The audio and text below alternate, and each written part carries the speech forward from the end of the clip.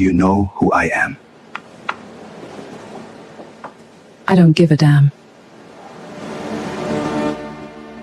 But I know what men like you want, and it's not respect. Do you know who I am? The room went quiet the way rooms go quiet when something dangerous has just been said out loud. She looked at him, set her phone down, picked up her drink. I don't give a damn, she said. And that was the night J10 met the only person who would ever make him afraid. Not of dying, but of losing something. If you've been here before, you already know we don't do ordinary stories on this channel. And if this is your first time, you picked the right moment to arrive. Hit subscribe and turn on the notification bell so every new chapter finds you first. Then settle in, turn up your volume, and don't make any plans for the next 45 minutes. This story doesn't wait for anyone. The night soul breathes is different from the night, you know. It doesn't settle. It doesn't quiet.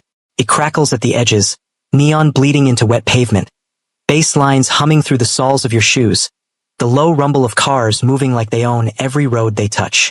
It is a city that does not ask permission. A city that was built by people who understood that power is not given. It is taken, worn, carried like a second skin until the first one forgets it was ever bare. Silhouette Club sat 42 floors above street level, tucked into the upper deck of a tower that cost more than some countries earned in a year. It was the kind of place with no visible sign on the door and no need for one. If you had to ask how to find it, you didn't belong inside it. The walls were smoked glass and brushed obsidian. The lighting was the color of whiskey held against a flame. Amber at the edges, dark gold in the middle, and black everywhere else. The music was low, not timid, just controlled. Like everything in that room, it existed at precisely the volume someone had decided was appropriate. Not a note louder, not a note softer. At 11:30, the elevator doors at the far end of the lounge opened without a sound. The room didn't turn. It shifted, the way water shifts when something heavy moves through it. Not loudly, not dramatically, but inevitably. Heads dipped toward conversation partners with a little more focus. Shoulders rolled back. Laughter landed a half step earlier than it should have, just slightly too performed. Because J10 had arrived. He was 34 years old and carried it like a warning. Not tall in a way that demanded attention. He was simply tall in a way that made everything around him look smaller. He wore a black suit cut so precisely it seemed less like clothing and more like architecture. Notie. Collar open by exactly one button, and that single detail, that one concession to something less than formal, somehow made him look more dangerous than if he'd been fully buttoned up to the throat. His hands were in his jacket pockets. His gaze moved across the room the way a camera pans across a landscape. Smoothly, without hurry, missing nothing. The four men who followed him in remained 2 steps behind at all times. They were big men, quiet men, the kind of quiet that isn't natural, the kind that is trained into a person the way other things are trained out of them. One of the bartenders set down a glass he had been polishing and reached beneath the counter. Not for a weapon. For a phone. He typed 3 words to a contact saved under no name. He's here. Now. J1 moved through the room, and the room accommodated him. A group near the bar drifted left without being asked. A woman standing near the window, beautiful, draped in red, angling herself to be noticed. Angled away from him instead when he passed. Instinctively, the way prey adjusts without understanding why. Everyone moved. Everyone, that is, except for the woman standing at the far end of the bar with one hand wrapped around a glass of water and the other hand holding her phone, reading something with the particular focus of someone who is genuinely interested in what they're looking at and has no intention of pretending otherwise. She had not looked up when the elevator doors opened. She did not look up now. Her name was Ama Mensa. She was 28 years old, the daughter of a Ghanaian engineer and a woman who had raised 3 children on pure will and a sharp tongue, and she had inherited both. She stood 5'6" in flat shoes. She was wearing flat shoes tonight, because she had been on her feet for 6 hours before coming here, and she had long since made peace with the fact that her comfort was not negotiable for the sake of anyone's aesthetic preference. Her locks were pinned up loosely, a few escaping around her face the way they always did. Her dress was not chosen to impress this room. It was chosen because she liked it. She was reading an article about biomechanics and the science of optimal recovery between training sessions, because she ran a fitness studio 2 streets over and she cared about getting things right. She was, in the context of this room, spectacularly uninterested in whatever had just walked through the door. J1 stopped.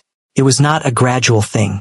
It was the way electricity stops, instantly with a small kind of shock. He had been moving toward the private booth at the far end of the lounge, the one kept permanently reserved, the one no one sat in unless he was present. The route took him directly past the bar. Past her. He stopped because she had not moved. He looked at her the way he looked at things that didn't make immediate sense. Steadily. Without impatience. The way a man accustomed to solving problems looks at the one variable that isn't behaving according to known rules. One of his men, the broadest one, with a jaw like a closed door, stepped forward half a pace. A quiet clearing of the throat. A reminder that presence was required. The woman did not look up. J1 raised one hand slightly. 2 fingers. The bodyguard stopped. He studied her for another moment. Then, with the deliberate calm of someone who had never once in his adult life needed to raise his voice to be heard, he said, "Do you know who I am?" She finished the sentence she was reading, put the phone face down on the bar, picked up her glass of water, took a single slow sip, set it down. Then she looked at him. Her expression was not rude. It was not afraid. It was not impressed. It was simply the expression of a woman who had been interrupted by something she had not sent for, and was now giving it exactly as much consideration as she felt it deserved. "I don't give a damn," she said. The words were not loud. They were not dramatic. They landed in the room like a stone dropped from a great height into still water, quietly, but with a force that moved everything around them. The bartender stopped breathing. The woman in the red dress turned slightly. The 4 men behind J1 went still in the particular way that men go still when they are calculating whether they are about to be required to act and what that action should look like. J1 looked at Ama Mensa. He did not speak. He did not move. He simply looked at her. The way you look at something that has just changed the shape of the room you thought you understood. And for a man whose face revealed nothing as a matter of long practice, there was something in his eyes that was very close to fascination. Then she turned back to her phone. He watched her turn back to her phone. And for the first time in longer than he could remember, J10 walked away from something he had not finished with. The private booth was dark mahogany and low lighting and perfect silence. The kind of silence that other sounds didn't enter unless invited. Minacio, his second in command, slid into the seat across from him 4 minutes later, holding a tablet and the expression of a man who was deciding how to say something. "The acquisition moved to Thursday," Minacio said. "The Busan crew is asking for a meeting before then. Tell them Wednesday. And the dock situation. Handled." He said the word the way he said most things. Like it was already done and had been for some time and the conversation was merely administrative. Minacio nodded. He made a note. He hesitated. "The woman at the bar," he said carefully. J1's eyes moved to him. Nobody knows her here. She's not connected to any of the usual. I didn't ask. Right? Minacio closed the tablet. Right? But J1 was already looking toward the bar again. She was still there. Still reading. She had ordered something. A small plate of something, olives and bread. And she was eating it with the unhurried ease of a woman who had come here for herself and was having a perfectly fine time regardless of everything else going on around her. He had been running the Eastern Operations Network of one of the most significant criminal organizations in South Korea since he was 26 years old. He had sat across the table from politicians and police commissioners and men who ran industries that employed tens of thousands of people. He had been feared, respected, negotiated with, and occasionally threatened by people who were subsequently never heard from again. No one had ever told him they didn't give a damn. Not like that. Not with that particular quality of serenity that meant it was true. He signaled the bartender without looking away from the booth's shadows. The woman at the far end of the bar. Find out who she is. Her name, he learned by the following morning, was Ama Mensa. Age 28. Born in Accra. Raised partly in London, partly in Seoul, which explained the accent that had been impossible to categorize. That flat, confident English delivery sitting on top of something with more warmth underneath. She had lived in Seoul for 4 years. She owned a small fitness studio called Groundwork in the Mapo district. Functional training, injury rehabilitation, personal coaching. The studio turned a modest profit. She had 5 regular staff, 12 weekly class slots, and a client review score of 4.9 out of 5. She had no criminal record, no political affiliations, no known associations with any of the families or organizations that moved through his world. She was, by every measure, exactly what she appeared to be. A woman who ran a gym, lived alone in a clean apartment 2 blocks from her work, trained herself every morning at 5:30 before her first client arrived, and had walked into Silhouette Club the previous evening because one of her clients was celebrating a birthday and had sent her a +1. J1 read the report twice, set it down. Then he read it a third time, specifically the line that said, "No known associations." Nobody in his world had no known associations. Everyone was connected to something. Everyone owed something to someone. That was the architecture of the city he lived in, invisible threads running from every person to every other person. A web of debt and leverage in history. She had none. She was just a woman who had looked at him and decided he wasn't worth disrupting her reading. He told himself this was a security consideration, that a person with no traceable associations was statistically more unpredictable than a person embedded in a known network, that it was responsible, even prudent, to understand her better. He told himself this. He did not entirely believe himself, but he told Minacio to keep a loose watch regardless. Groundwork Fitness Studio smelled like rubber and chalk and the particular clean sweat honesty of a space where real work happened. It was nothing like the chrome and mirror performativity of the big commercial gyms in Gangnam. The walls were exposed brick. The equipment was heavy and serious and showed the signs of regular use. On one wall someone had painted, in simple block letters, the words, "The body knows what the mind is afraid to admit." It was a Wednesday morning, 9:42, when the door opened. Amma was in the middle of demonstrating a single-leg deadlift to a client, a woman in her 40s recovering from a hip replacement, and did not immediately look up. "I'll be with you in 2 minutes, she said, watching her client's hip alignment, reaching out to adjust the angle of her pelvis with 2 careful fingers. "Good. Hold that. Feel the tension there. Not there. Yes, exactly." The client straightened up, beaming with the small private victory of someone whose body has just done what they asked it to. Amma turned. J10 was standing just inside her door in a charcoal coat, looking at the space around him with the same steady, assessing gaze he applied to everything. To his credit, he didn't look out of place.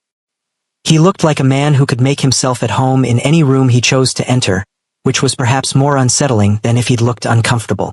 "You," Amma said. "Yes. I don't remember giving you my address."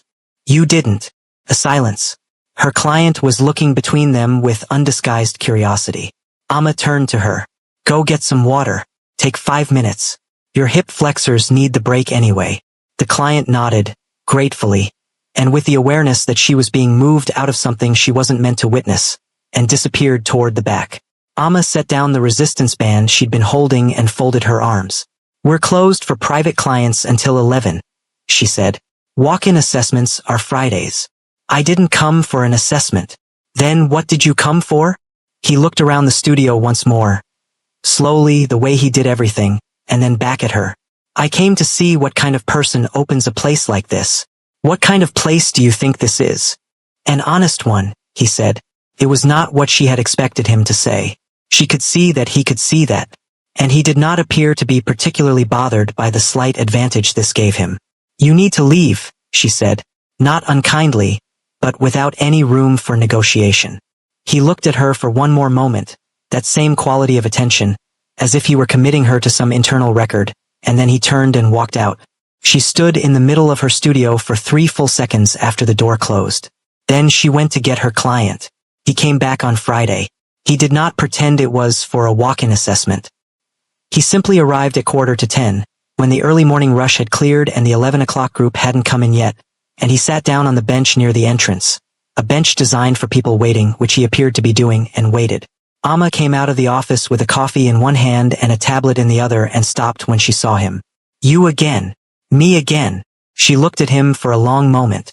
Then she went to the mini fridge behind the small reception desk, pulled out a bottle of water, and held it out to him. Not warmly, not unwarmly, simply the way a person offers water to another person who is sitting in their space. He took it. She sat on the other end of the bench, a full arm's length away, and opened her tablet. "You have 5 minutes, she said. "Before my next client. Whatever you want to say it." "I don't want to say anything yet." She looked at him over the edge of the tablet. "Then why are you here?" "Because you're the only person in this city who's treated me like a human being in recent memory," he said. "And I'm still deciding what to do with that."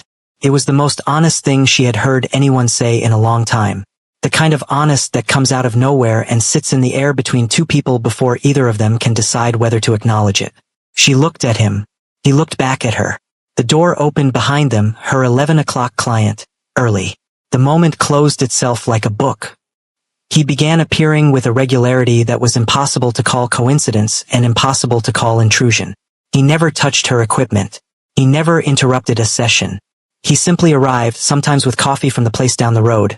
The good one, she noticed, the one with the single origin beans, not the chain on the corner, and he would sit for 20 minutes or half an hour watching her work and then he would leave. On the 6th visit, she said, "You know you're making my clients nervous." "Am I making you nervous?" No. "Then they'll adapt." She almost laughed. She didn't, but she almost did. "You still haven't told me your name," she said. A pause. J1. Just J1. For now. She filed this away. They were standing closer than they usually stood. She had been demonstrating a movement and he had come closer to look, and then neither of them had moved back. She could see the line of his jaw. The small scar below his left ear that she hadn't noticed before, that looked very old, that had not been made by an accident. She looked at it for exactly 1 second and then looked away. "You walk around like you own the world," she said. "Sometimes I do." "What does that mean?" He looked at her. The light in the studio was different from the light at Silhouette. It was working light, no glamour to it, the kind of light that shows you exactly what's there and nothing more. In this light, he looked less like an abstraction of power and more like a person. A person carrying something heavy that he had been carrying so long he no longer noticed the weight. "It means," he said carefully, "that there are parts of the world that move when I tell them to move. And does that make you happy?" He said nothing. "That's what I thought," she said, and went back to work. The Shin organization had been watching J10 for 11 months. They were not from Seoul. They were from Incheon originally, though they had spread south and east over the years the way organizations like theirs spread, through acquisition, through pressure, through the quiet replacement of people who had been in key positions with people who were not. Their leader was a man called Shin Dae-young, and he was 61 years old, and he had been patient for a very long time. He was sitting in the back room of a restaurant that served excellent marinated crab to people who came for the crab and did not look too carefully at the rooms beyond the kitchen when one of his lieutenants placed a photograph on the table. "She's nobody," the lieutenant said. "Studio owner. No connections." Shin Dae-young picked up the photograph. He looked at it for a while. "He's been to her studio 6 times, the lieutenant said. "He came to the club where she was. He sends men to keep a loose eye on her building. And she doesn't know who he is. We don't believe so, no." Shin set the photograph down. He picked up his chopsticks and turned his attention back to the crab. "He has been untouchable," he said quietly, "because he has never had anything to lose." The lieutenant waited. "Find out what she is to him," Shin said, "and then we'll understand what she's worth to us."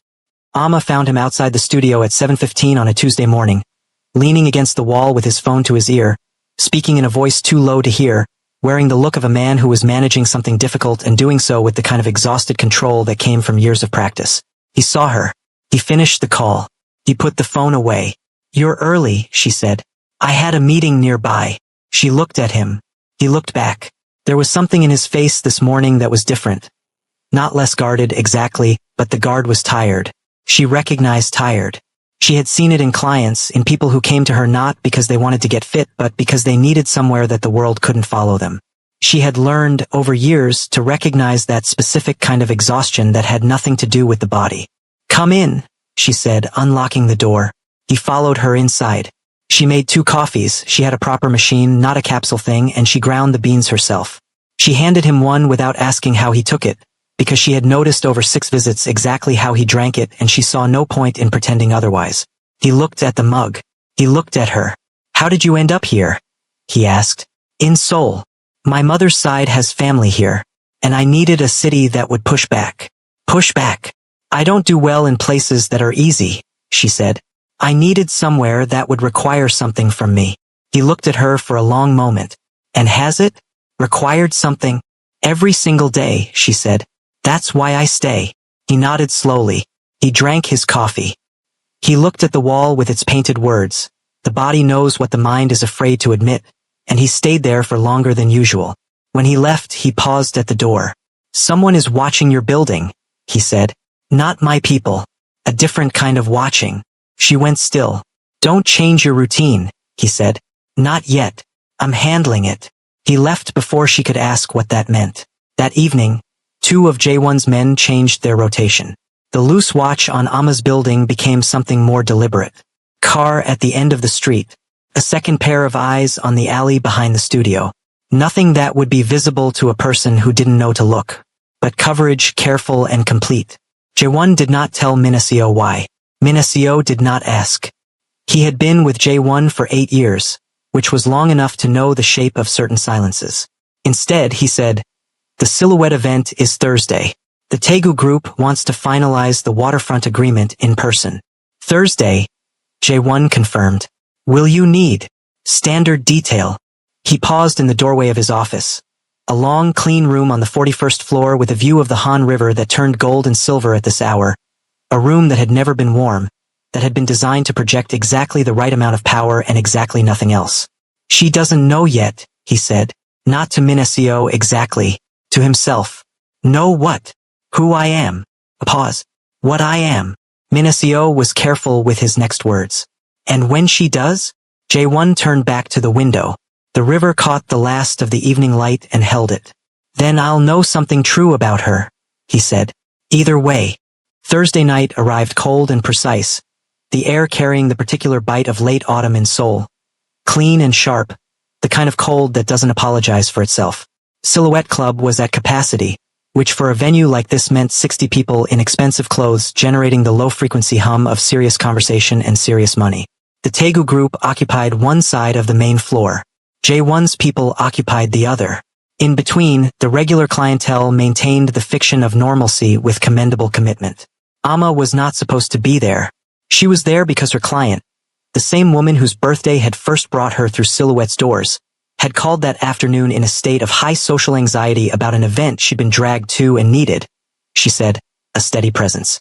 Amma had come because her client had needed her, and Amma was, at her core, a person who showed up when she was needed. She saw him immediately. He was across the room, standing with 3 men in suits, and the quality of attention everyone in his vicinity gave him, the slight orientation of all bodies toward him, the unconscious deference, was more legible to her now than it had been the first night. She watched the room the way she watched biomechanics, looking for patterns, and the pattern here was clear. Everyone in this room was oriented toward J10 the way compass needles orient toward magnetic north. She stayed where she was. She kept her client calm. She drank water. She did not cross the room. He saw her at 11:22. His eyes found her the way eyes find something they have been looking for without admitting it. He didn't move immediately. He finished his conversation. Then, with the unhurried inevitability of water finding its level, he crossed the room. "You're here," he said.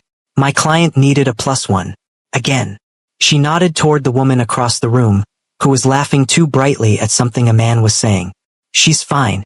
She just needed to not be alone for the first 30 minutes. He looked at her client, then back at Amma. "You came to a room like this because your client needed you." "That's what I said." Something moved across his face. Not softness exactly, too much weight behind it for softness, but something adjacent, something that looked like recognition. "You should have told me you were coming," he said. "I didn't know I needed to report my schedule to anyone." "You don't." He said it quickly, precisely. "You don't. He stopped. She watched him not finish the sentence. "Are you all right?" she asked. It was such a simple question, such a direct, human, unguarded question. He looked at her as if she had said something in a language he had almost forgotten. "I will be," he said. "That's not what I asked." He opened his mouth. He closed it. The shot, when it came from the direction of the east corridor. Not a shot, not immediately. First, a sound. A crack, contained, controlled, the sound of something purpose-built for exactly this kind of space. Then the east wall erupting in a spray of plaster. Then screaming, bright and immediate, as 60 people simultaneously comprehended what was happening and moved in 60 different directions. J1's bodyguards were already in motion. 2 toward him, 2 toward the corridor. The Tegu delegation was scattering. The bartenders were dropping behind their counters. Somewhere a glass shattered. Amma did not scream. She assessed. In the chaos, in the wheeling movement of panicking bodies, she saw him, J1, moving with his guards, moving toward the south exit, and she saw, from the angle of her position by the far wall, what he could not see from his. A man in a gray jacket had come in through the east door and moved not toward the center of the room but along the perimeter, moving fast and quiet and very deliberately toward the south exit, toward where J1 was moving. He had something in his right hand. He was close, 12 feet, 10, 8, and everyone between them was looking the wrong way or running or down. Amma moved. She had spent 4 years working with bodies, understanding their trajectories, their weight distribution, how they move through space. She was across the distance in 4 steps, not running in panic but moving with the focused efficiency of someone who had made a decision and was executing it. And she hit J1 from the left side, low and hard, driving her shoulder into his ribcage and pulling him down and sideways with the full controlled leverage of someone who knew exactly what she was doing. The shot went wide. She heard it. She felt it, felt the air move above them, and then they were on the floor together and she had one hand on the back of his head pressing it down and the other braced on the ground, and she was looking up to see where the man in gray was. He was gone. 2 of the bodyguards were already behind him. Beneath her, J10 was very still. She lifted her head. She looked down at him. He was looking up at her with an expression she had never seen on his face before. Not fear, because fear was not available to him, but something that was its closest relative. Something stripped and unguarded that he had not planned to show anyone. "Are you hurt?" she said. He took a breath.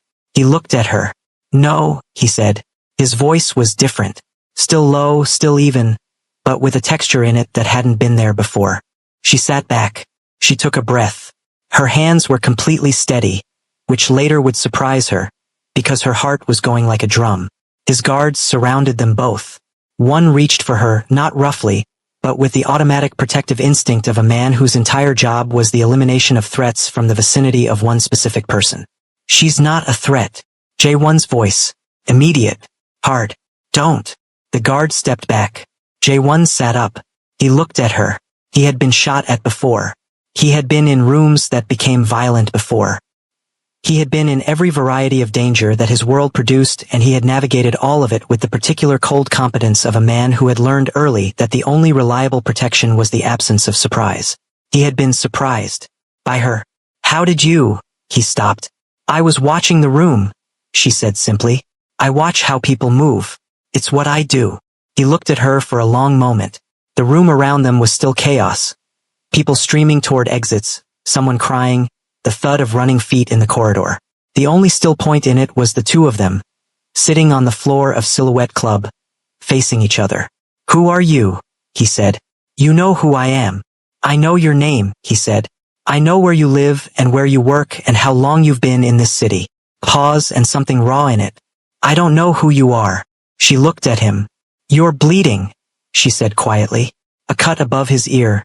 From the fall, from the floor, nothing serious, but present. She reached into the small bag she'd been carrying, found the travel first aid kit she kept out of the habit of someone who spent their days preventing and managing physical injury, and pressed a folded gauze pad against the cut. He held very still. She held it there, her fingers against the side of his head. "My name is Amma," she said. "I came here for my client. I'm a fitness instructor. I used to play rugby at university." A pause. "And I don't like watching someone get hurt when I could have done something about it." He put his hand over hers. Gently, briefly, just long enough to take over holding the gauze in place. "Come with me," he said. "I need to get you out of here. I need to find my client. My people have already moved her. She's safe. Please." She looked at him. She had known, she realized, since she had seen the car at the end of her street for 3 nights running. Since he had told her someone was watching her building and he was handling it. She had known in the way that you know things you're not yet ready to name, in the body first, in the quiet awareness that the shape of your life has shifted around something new and heavy and not yet visible. She didn't know everything yet, but she knew enough. She stood up. She offered him her hand. He took it. The car was already waiting at the building's lower level. A black vehicle, no plates visible, one of his men holding the rear door with the precision of long practice. They moved fast and quiet through the building's service corridors, which J1 navigated from memory, and Amma noted this without comment. He sat beside her in the back of the car. His men were in front. The city scrolled past the tinted windows in blurs of light. She said, "What are you?" A long silence. "You know," he said. "Tell me." Another silence. This one had a different quality, not evasive. Gathering itself. I run the Eastern operations of the O organization, he said. Have done for 8 years. Before that, I was being trained for it. I have been in this world my entire adult life. She absorbed this. And the people who shot at you tonight? A rival group. They've been positioning for months. I knew they would move eventually. A pause. I didn't know they'd move tonight. She looked out the window. The Han River appeared briefly between buildings, dark and glittering. The people watching my building, she said. My people. Watching for theirs. You should have told me. Yes. The single syllable carrying everything it needed to carry. Not an excuse. Not a justification. Just the acknowledgement of a fact. I need to think, she said. I know. I need to. She stopped. She started again. I have a studio. I have clients. I have a life that has nothing to do with. She gestured between them, at the car, at the city passing in the dark, at the entirety of what the last hour had been. I know, he said again. She looked at him. He was looking forward, his profile clean and still in the low light. The cut above his ear had stopped bleeding. She had done that. You knew they were targeting you, she said. You knew there was a threat, and you still came to my studio. Still. I should have stayed away, he said quietly. I knew that. I stayed anyway. She said nothing. I have not. He stopped. Tried again. Spoke in a low voice very carefully, like a man picking his way across uncertain ground. I have not wanted to stay anywhere in a very long time, and I didn't know how to stop. The car was slowing. They were in a neighborhood she didn't recognize. Clean streets, high walls, the perimeter of somewhere private and secured. She looked at him. He looked at her. You're in danger now, he said. Because of me. Because they've seen you with me and because of what you did tonight. They will want to know what you are to me. And what am I to you? He held her gaze. The only person in this city who told me they didn't give a damn, he said. And then turned around and saved my life. She stared at him. She opened her mouth. Outside the car. The street was suddenly very bright. Too bright and too fast. The driver said something sharp. One of the forward guards reached for something. 3 black vehicles had appeared at the end of the road. Then 3 more, blocking every exit. Jae-won's body shifted, not panic, never panic with him, but the immediate and total readiness of a man who has spent his life knowing this is what the world does. Comes back for you. It always comes back. He looked at Amma. She looked back at him, completely calm, with that specific quality of steadiness she carried like a second skeleton. Not the absence of fear but the decision, made long ago and never revisited, that fear would not be the thing that made her choices. So, she said. So, he said, and around them the night closed in. Here is what Amma Mensa knew as those vehicles closed around them. She knew his name. She knew what he was. She knew that the life she had built, the studio, the clients, the 5:30 mornings, the clean and honest work of helping people inhabit their bodies better, existed in a world that had no overlap with his. She knew all of this. Here is what she didn't know. That the Shin organization had been building toward this moment for 11 months. That her face had been in a photograph on a restaurant table 3 weeks ago. That the word already being used in certain rooms to describe her was not nobody. It was leverage. She didn't know that yet. But the night was about to teach her. Part 2 coming soon. And trust me, she's a fast learner. If you made it this far, first of all, thank you. It means everything that you gave this story your time. If you enjoyed it, please hit the like button. It genuinely helps this channel reach more people who love stories like this one. Subscribe and turn on the notification bell so you never miss a new episode. And leave a comment below. I want to know what you thought, what you felt, and what you think is coming next for Amma and Jae-won. Your comments are what keep these stories alive. See you in part 2.